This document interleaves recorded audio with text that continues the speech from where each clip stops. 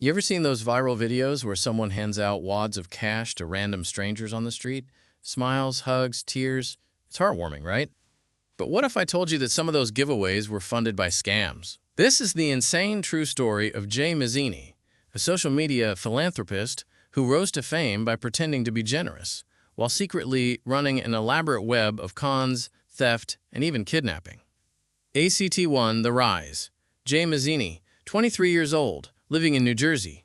A flashy, confident guy who blew up on Instagram by filming himself handing out stacks of cash to fast food workers, strangers on the street, even moms walking with their kids. He looked like the real deal. Generous, rich, and deeply religious. He posted about his Muslim faith constantly, showing himself praying in sacred places, talking about spirituality, and thanking God for his success. People loved him. They trusted him. And that's when Jay made his move. ACT2. The scam begins. In 2019, Jay launched something called Halal Capital, LLC, an investment company. The name alone told you who he was targeting: fellow Muslims who wanted to invest in a way that was spiritually and ethically clean. Jay promised to take their money and grow it by investing in stocks, electronics, even PPE equipment during the COVID boom. He also sold online get-rich courses, promising mentorship and fast returns. Sounds great, right? Except he wasn't investing any of it. He was just taking the money, millions of dollars, and putting it straight into his own bank account. And what did he spend it on? Lavish clothes, flashy cars. And of course, those viral videos, the ones where he gave away his money. Except it wasn't his money. It was stolen from his fans. ACT3 The Ponzi Scheme. Soon, early investors started asking for their returns. Jay didn't have the money. So he did what every desperate con man does. He started paying off the old investors with money from the new ones. A classic Ponzi scheme. And for a while, it worked. He kept up appearances, his Instagram was popping, his followers kept growing. Even celebrities got involved. Rappers like 50 Cent and Fabulous showed up in his giveaway videos. But underneath it all, it was collapsing. ACT4. The Bitcoin Lie. Then Jay pulled an even bigger scam. He went on social media and offered to buy Bitcoin from his followers, not at market price. No, he offered more than it was worth. He claimed he'd send them cash instantly if they sent him their crypto, and people believed him.